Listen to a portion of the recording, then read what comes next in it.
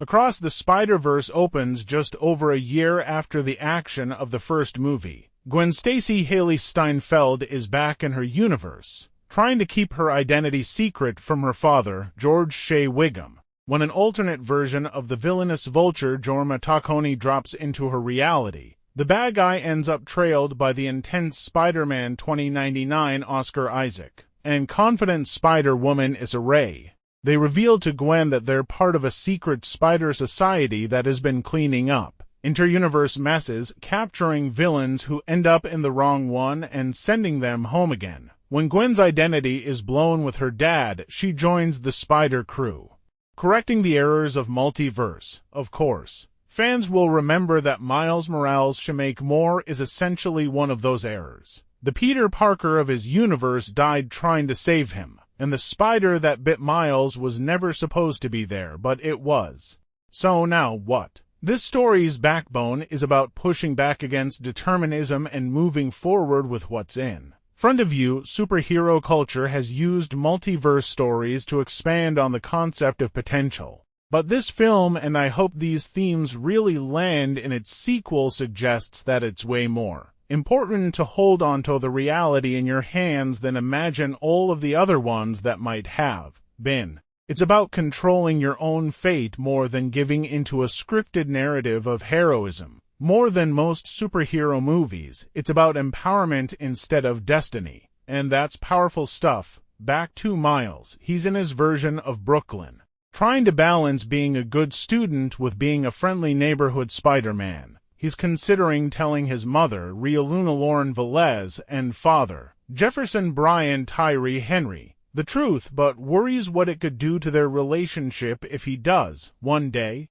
an odd duck that Miles thinks is just a villain of the week pops up in the form of the Spot. Jason Schwartzman, formerly known as Dr. Jonathan Owen, the one Salcamax employee, was forever altered by the first movie's action, able to control time and space through a series of portals. At first, it's kind of cute how he tries to steal an ATM with a portal, but the Spot ends up being significantly more dangerous as his powers grow, opening passages that can destroy worlds. Naturally, the emergence of the Spot gets the attention of the Spider Society, which sends Gwen and company back into the life of Miles Morales. The first sequence of their reunion is an absolute marvel as the two characters swoop and swing through the city, flirting their way through the sky. It culminates with a series of shots high above the city as the pair sits upside down, the skyline inverted behind them. It's a quiet sequence in a movie that's often very loud and a reminder of the film's stunning visual confidence, just as striking in its calm as its noise. If the first film interrogated who gets to be a hero, the second film takes that further to ask how heroism is defined. Why does every hero's arc have to be the same?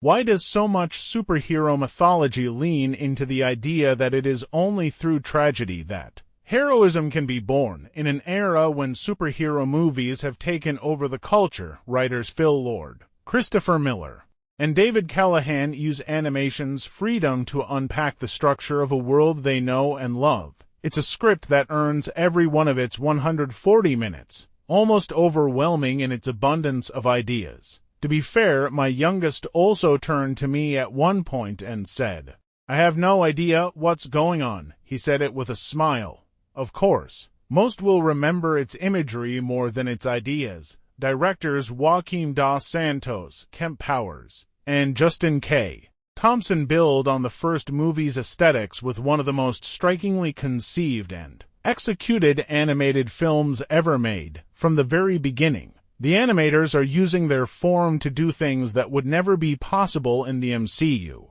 And the art of Across the Spider-Verse feels even more self-assured than the first film. It's not just that every action sequence would cost $500 million in a live-action film. It's that this freedom has been employed artistically and cohesively instead of just extravagantly, even in a film where characters defy time and space with every leap and dive. The choreography of the action is easier to follow than some of the Hollywood blockbusters released. Already this season, there's a true craftsmanship to the action that's breathtaking. especially in a late sequence when Miles breaks free from what the canon says he has to be. It helps greatly that the entire cast here brings their vocal A-game. There are so many celebrity voices here, including a number of cameos only villains would spoil, but I want to give some praise to Shameik Moore, who finds the perfect register for the odd intersection of youth, manhood, and heroism in which Miles finds himself. It's a vocal performance with just the right blend of curiosity, vulnerability, and growing confidence. Steinfeld, Henry, Ray, Jake Johnson, Schwartzman, Velez, Daniel Kaluuya, Isaac. There's no weak link. Everyone was clearly inspired by the creative potential of this script. Mediocre sequels repeat what came before, knowing that fans will return for more of the same. Great sequels build on what came before, enriching themes and setting the table for what's to come. I wish that we weren't seemingly in a blockbuster era of non-endings, but I feel like Across the Spider-Verse earns its open conclusion. It's not just a way to guarantee that ticket buyers return. It's not a threat to finish an incomplete story. It's a promise to continue one that's already so rewarding.